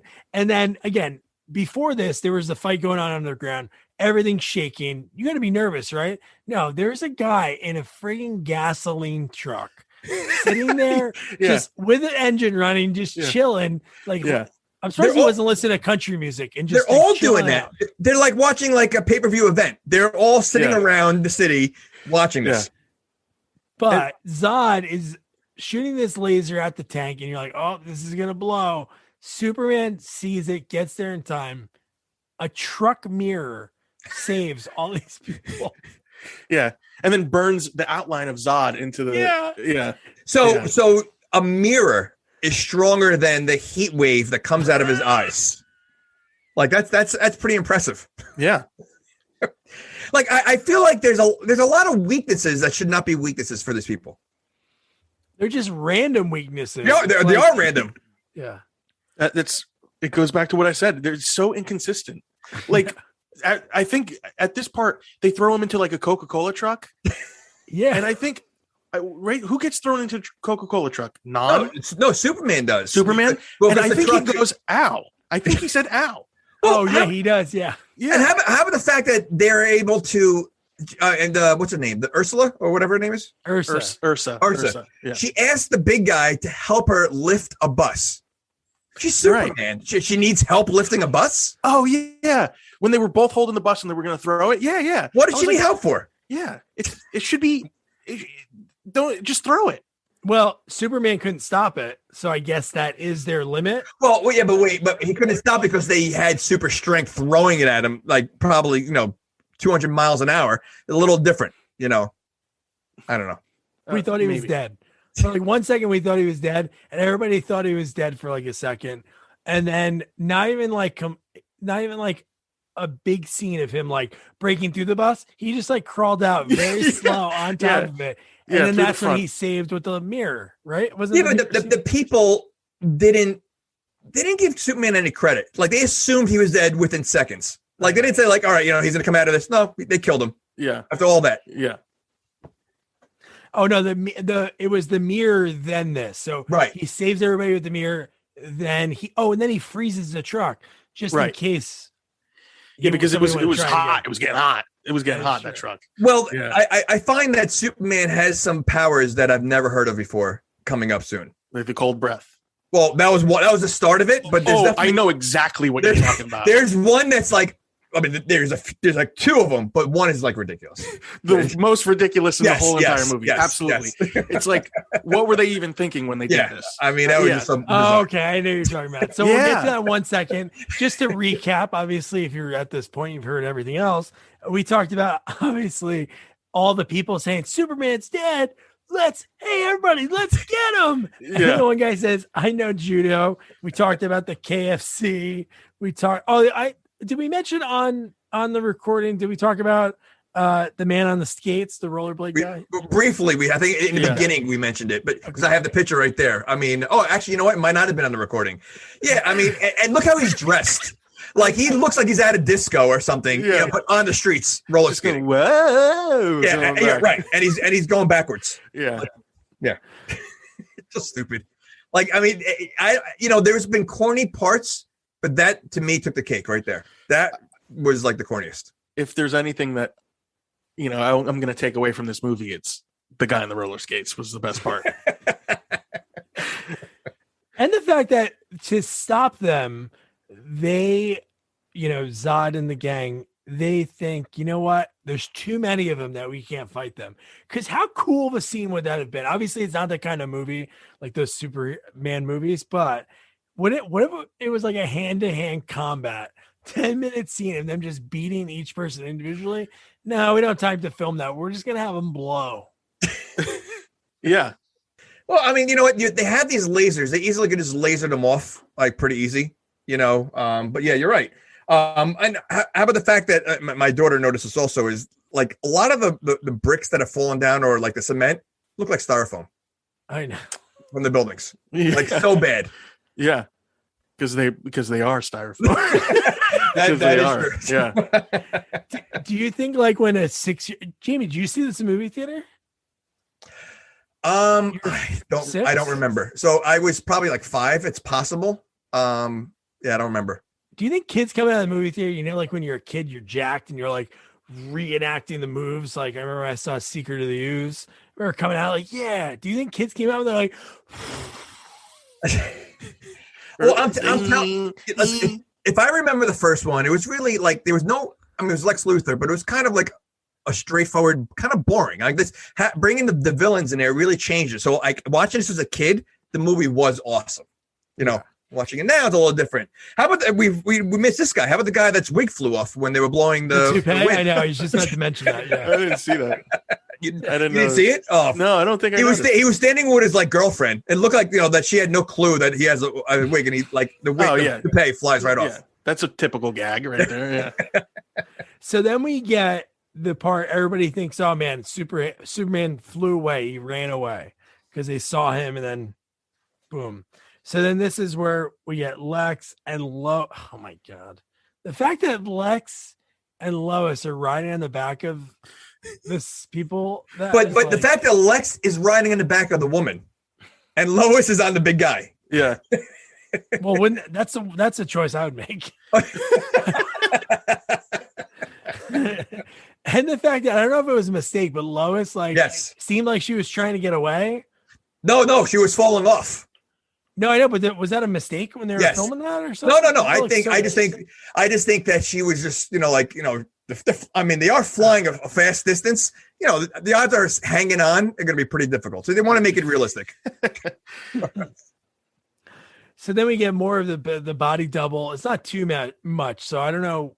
I really have to watch a Dunner cut like tonight and compare the two to see like how the ending was, because you do get Lex has like a weird line, and then they show like the body double, because I think they basically said like, you're done here, we don't need you, because then that's when because he said, I know how to work the crystals in the console in the later part of the scene. But did Superman always have the power of throwing a saran wrap S? Well, he's okay. That's so it. yeah, There you go. That's the main one. I thought you talked the other one. Well, there's a few of them. Hold on. So what's the other one? Well, there's one. The fact that he could turn invisible, and one could be a rock Superman, one could be invisible Superman, one could be a stone Superman. Well, the one fake Superman had body parts, because when Non punched it and it collapsed, there was like fake feet. This whole thing is ridiculous. But yes, the saran wrap S that disappears. Once it knocks it down. Like, what made him think of that? I wonder if it's in the comics. Like, I wonder if he's ever used that before. I'm gonna say no. I hope not.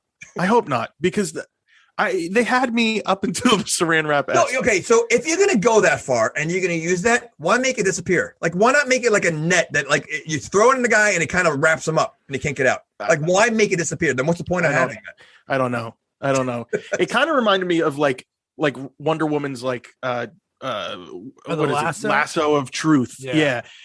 But it missed. Yeah, that missed the mark. It just like having it disappear to me was like, it was like imagination. Yeah, like, it really wasn't there. Like, Yeah. Yeah, because then we could have got like maybe a 2-on-1. Right, right. Then slowly you have the 1-on-1. You just brought up a good point. Not at one point. Now you have three of them that have the same power as Superman. They never attacked all three. It was all individual the entire time. Yeah. I would say that he's stronger now since he lost his powers, because there's the one point when they're laser eyeing him and he's like, he looks like he's about to like pass out, and then he pushes it all back and they fall on the ground. So yeah. So he's like new and improved. He's fresh. That's okay. He got laid. So it was the power of the lay. Okay. Yeah. So then we get the old trick, which I thought this is kind of funny. The fact that he says to Lex Luthor, who he knows is a, the biggest villain, the mastermind, the greatest mastermind in the world. And he says, "Hey, Lex, if we can get them into this chamber," which again, only one person can fit in there, because Superman can barely fit in there when he's in there. And he's like holding. Yeah, he's like this. Yeah. Well, we didn't discuss this, but when he does lose his powers, does it also give him clothes to walk out of there in a suit or whatever? Because he walked out of there, he loses his Superman suit. And like, to that question, does he wear the suit, the clothes underneath the suit? No, he wears the suit underneath the clothes. But is there clothes underneath the suit where the suit is underneath the? Because it goes on forever. Because he left the suit there because the old Superman died, and he walked out of there in clothes. Right. But this is how, if we go on, I don't want to give anything away, but this is how I knew that Superman was Superman. Oh. Because remember, can I say it? Yeah, go ahead. Because at first when he lost his powers, he turned into like geek Clark, right, with the clothes, and then when he came out this time, he still had his Superman outfit on, and I was like, no, he's good, he's still good. Wait, so that gave it away, not the fact that the lights were on the outside? I don't know, I didn't pick up on that. I think that was so ridiculous because Lex picked up on it. Lex was looking around. Yeah Once he said it, I was like, oh yeah. And then he basically says like the whole thing, like, "Oh, I knew Lex would tell them," and blah blah blah. Like, so like, all right, fine. But I did like the fact that he like walks like kind of wimpy over to Zod, and I like the line when he's like, "So the son of Jor-El will be my slave forever," and then he like puts his hand out for maybe a smooch, I don't know, but then it was like, you see the tightness in the grip. Yeah. And then that was cool. I like that. I like that too. I think if that was made today, like you'd see a crushed hand. Like all he did was like grab his hand. You see his like knuckles like hang over to each other, like like something, and then that's it. Like because he looked like he was in tremendous pain afterwards. Like he couldn't even stand up straight. Yeah. So yeah. And then Lois, coolest part of the movie, I think, for her, because really she's like a villain this whole movie, the way she treats Clark. But the fact that she punches Ursa into what's underneath. What is that? Forever just falling? I don't know. Because this is on Earth. This isn't in space. So he made a replica of his home, right? Correct. Isn't that correct. What this is? Yes. It's a replica of his home. Yes. So it looks like it's like a never ending drop, But I just feel like the big guy I keep forgetting his name. Nan. Yeah. He deserved a little better than how he died. Yeah. Yeah, because Zod and Ursa both, they treated Nan like Lois treated Clark. Yeah, I mean, 100%. And it's bad enough that they didn't give him any lines to speak, but you're gonna let him die by just jumping because he thought he could fly. I mean, that's kind of like Yeah. I mean, I'd be pissed that I didn't have one line to say the whole movie, except for grunting and squealing. That's what you did the whole movie. Yeah. But then he dies while just jumping. And then we cut to, and I thought the ending was going to be a little more satisfying, like the next part, because then we get back at the Daily Planet. We have no idea how long it is afterwards. It seems like it's pretty recent. Yeah. And so Lois she tells Clark that she has been crying all night. That makes it seem that it was very recent. But why was she crying? The fact that she was kidnapped?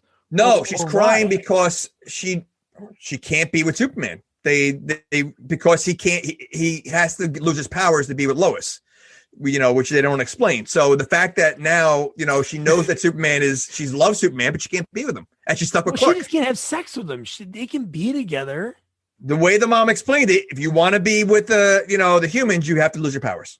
But why? They don't explain that. Maybe the mom should have air quote it with, like sexually. You can't be with her. Well, you know what? I think the mom really doesn't understand fully, because like the fact that she didn't know about the green crystal, but she might be wrong about not being able to be with humans anyway. Exactly. I wouldn't really trust the mom with anything. Exactly. She's like, I've been reading this. Well, I've been reading this line wrong all these years. Yeah. I mean, considering like the most important thing is that green crystal, and she had no clue about it. I don't trust her for anything. Well, she was like a cassette tape, right? So she didn't see it. Well, yeah. No, she walks out as a human form. It's a hologram, like Michael Jackson. Yeah. He's not really dancing on stage right now. That was no hologram. She walked out of there. She handed him something, right? Didn't she I thought she handed him something. Here's the green crystal. What was the point of her walking out? I think it was just special effects. I thought she handed him like a crystal or something. The green one, probably. She didn't know about the green one. She probably handed him the red one. That's what she handed him. The red one that lost his powers. Oh, okay. That's what it was. Oh, right. Put this red one in here, and then you lose your power. Right. Okay. Red means stop. So this Green is means the go. stop crystal. The green is the go one. So why would they make that green if kryptonite is green and that kills him? So let's make the thing that helps him green too. Stupid. Wasn't the crystal that he found to make the Fortress of Solitude actually kryptonite? Was it? That's what I always thought. Yeah, but because it was green, right? But how can he use it if it's kryptonite? He can't even go near it. If he smells it, he starts panicking. So All right. Well, I don't know. So back to Lois. If there's any sign of depression, I felt like she could have jumped out of the window. The way she looked and the way she acted. If this movie was like later on, she's jumping out that window. Yeah. Well, she already jumped into the Niagara Falls almost. So right. Yeah. So clearly there's signs that this woman's troubled. Yeah. She says, "I don't even know what to call you." His name's freaking Clark, and call him Superman if they're one-on-one. Yeah. It's not that hard. She's making it more difficult. It's like she's being selfish. It's like, oh, save the world or be able to have sex with this guy. And she's disappointed that she's stuck with Clark. That's what the whole thing is. I don't know what to call you. It's like she wants Superman, but she's like, I got stuck with Clark. That's she's definitely selfish. So when he kisses her, when she, again, like Thomas mentioned before, I don't think she's ever said I love you. She goes, I just wish you would say I love that you love me. And he does it, kisses her. She like passes out in the chair. Her catty friend from earlier that made the line about Non being as big as Superman comes in like, what happened? And she doesn't remember. So I was thinking like with that kiss, obviously the point of it is powerful, but does he have like a superpower like the Men in Black like?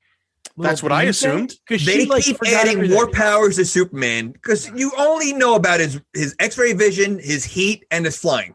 You don't know anything else, and they added so many more things to him. Yeah. Yeah. There's a detail that I think you both missed, and you might have to look it on YouTube. And I hate to go back to it, but when he lifts Zod up at the end by one hand, he lifts him over his head. Superman has the biggest pit stain. Does he really? Huge. I told my daughter we had to rewind it, and literally there's a huge pit stain when he's lifting Zod up in the air. Yeah, it's hysterical. So I didn't think Superman really sweats much because it's hot in the Fortress of Solitude. Yeah, but he's flying. He flies everywhere, super speed. He fights everybody. His curl never moves. Yeah, but he's got a sweat stain when he's picking up Zod. Super sweat. That could have been a great like ad in the 80s, like Old Spice.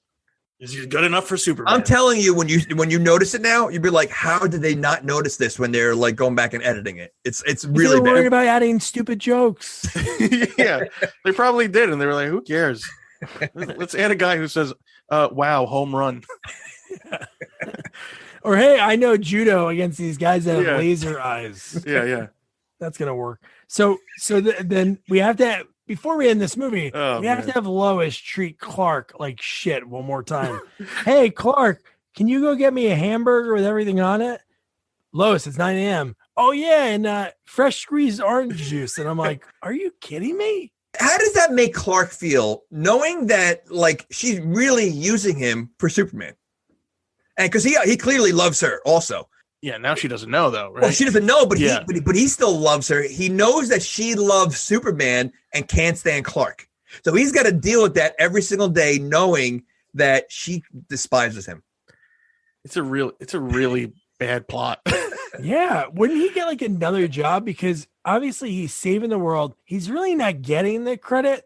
Superman's getting the credit. So then he has to go to work at a 9-to-5 job as a reporter covering honeymoon stories. And he has to hear that shit from her. Right. And He lost his virginity to her, and he's got to see her every day, knowing that he can't do that again. That's got to be difficult too. And knowing that she doesn't even remember it. Well, again, he's faster than a speeding bullet, so I don't think he would have remembered it anyway. Yeah. In and out real quick. And then we get one last scene with Rocky at the diner. A cool line I did like was when he said, Yeah? Give me another plate of this garbage. Garbage? That's my number one special, Rocky. All right, eh? There's more coffee, too, eh? Gee, that's funny. I've never seen garbage eat garbage before. Yeah. You know, this guy is clearly a troublemaker. I mean, he pushes the cook back by his face. They don't ever call the cops on this guy. Like he looks like a guy that probably doesn't tip at all. He probably eats and leaves. He probably causes fights all the time, and they keep letting him come in there. I don't understand it. Why do they keep on like just kick him out? Yeah. And not for nothing, the guy looked like he was in his 60s. He was James Caan. He was like, right. So you're going to tell me you couldn't find a younger, like tougher guy? Like you got the old guy coming in there being so the old guy is a bully? Like that's, I don't know. Yeah, I know. He got what he deserved. Definitely did. He gave him a shot, punched him in the stomach, broke his hand, and then he did the old toss down the bar, and then he broke the pinball machine. What did he say before he shoved him down the bar? He had a good line right there too. Something like, "Here's your order to go" or something like that. Or yeah. This order's to go. Yeah. And then when they're all looking at him, he goes, "I've been working out." Yeah. Yeah, but he was classy. He handed him a wad. He did. Yeah. He was ready for that. Where did he get his money from? Because I mean, I can't imagine him paying a lot at the newspaper. Yeah. Go the Daily Planet Gopher. Yeah. Doesn't So get paid much. he's not making a lot of money. Yeah. Wow. And then the final scene in the movie, he brings the flag back to the White House and he says, "Hey, Mr. President," and boom. That is the end of the movie. And but he brings the top of the like I said, like a teapot. Right? It wasn't just a flag; it was the top of the White House. Yeah. So they didn't have a top to the White House for a couple months. So that makes you think, where was it? Because he was flying with it. Wasn't it in space? Didn't they throw it in space or something? Yeah. No, I don't think they did. They threw the top of the White House of space. I don't remember where he found it, but I remember him bringing it back. It was sitting on the front lawn for a while. They just had no one could pick it up. Yeah. Oh my gosh. Well, yeah. So that was Superman 2. Oof. A lot to unpack there. We'll go to our guest first, and I think I know the answer, but I'll ask him. Would you recommend somebody watch this movie? Oh, yeah, no, I would totally recommend watching it. It's definitely like part of history, right? Like cinematic history. Was it good? Not my favorite. I don't think it was my favorite. Yeah. But I mean, how can you hate Superman? How can you hate Superman? So yeah, I would recommend it. Definitely. Jamie, this is your one. You pumped it up so much. Maybe that's what ruined it for me. No, listen, you know what? I don't remember the first one as much. I remember it being boring. Again, maybe because I was a kid and that, I still recommend this one. I think out of the first 4 Supermans that were Christopher Reeve, this is the best one of the 4. That's not saying much. Well, I got news to you. 3 and 4 are not saying much either. They're garbage. That's what I'm saying. Right. So if you're gonna, I think the first two, and then it really goes downhill. So if you don't like this one, don't even bother watching the other ones. Honestly, I think for the second half of the movie, it's worth watching. The fight scenes, second half of the movie, the last 15 minutes is worth watching. But no, I would definitely recommend it. This is like you said, it's part of a culture. It is known as a very good sequel compared to the first movie. You have to watch it. It's cheesy, but it's, for the time when it came out, it was great. Now, not so much. Yeah. Well, I always say, you got to watch these movies because not even the fact, like Tom said, it's like part of this is the movie that kind of catapulted superhero movies, because definitely. the only ones that were before this, there was like the Batman TV show, the Batman TV movie, the Superman show. And then around this time was Captain America, which was like a TV movie, the two that they did that didn't do much. So this is like huge for it. And right after the first Superman, if any nerds are like Batman fans, there's a Batman script you can find online from I think it was written in 1981, and it's pretty awesome with the Joker in it. But I'm sure this spawned all these movies to have an opportunity to be made. So for that, I'm happy, but I'm just so confused that how they go from a guy like Donner as a director, the way the first one went, and the footage they already have done is 30%. Why would they get a director that's completely not even the same realm, that does comedic and just like the too many jokes? So watch it, but I say watch the Donner cut. That's what I'm gonna watch. I what I do like though, and it's I'm gonna put it on the same level as say James Bond, where you have Christopher Reeve. He was tall, but he was a lanky guy. He's not. And then you look at Superman today with what's his name? Henry Cavill. The guy's a monster, which Superman should be. Superman should look like a monster. He's huge. Same thing with James Bond. I mean, I love the Roger Moore. I love the Sean Connery. But you look at Daniel Craig. I mean, that's what James Bond should be. And so it's funny how and George Superman Lazenby. We can't forget George Lazenby. That is true, and we tried to get him on this podcast, but his agent wouldn't allow it. But I mean, it's funny how they changed Superman over the years, and compared to what he is back then. Well, thank you, Tom, and so that's the end of Superman 2. But I think we're going on to a movie that I feel like I'm going to enjoy better talking about. And the next sequel up, we're dipping our toes back into the beautiful pool of canon films once again. First, it was Death Wish 3, and this time it's American Ninja 2, The Confrontation. And I'm going to say this again. I've seen that movie 1,000 times. I had it on VCR tape. I love the movie. Yeah. No, so I can't wait for this one. Yeah, no, this one I did watch a few months ago when I interviewed just before I interviewed the director, who's our guest, Sam Firstenberg. Great story. Growing up in Jerusalem. No movies were in Jerusalem. When he was growing up, there was only Jerusalem films. So he had no idea about anything else. And the fact that he wanted to direct, and they went on to do 22 films that cover some B-movie classics. He did Revenge of the Ninja, Breakin' 2, Electric Boogaloo. Oh, wow. So, yeah, he was a great guy. Great interview. Yeah. He sent me a lot of cool behind-the-scenes photos, and he interviewed a few of our former guests, Eric and Eliza Roberts. Oh, he worked with them, and Lisa London, so you're going to like that. And he has a really cool book that we'll talk about next week. But, yeah, so don't forget to review, rate, share our podcast. Follow us on all social media at Sequels Only, and don't forget to check out our website, sequelsonly.com. Good night. Good night. Night.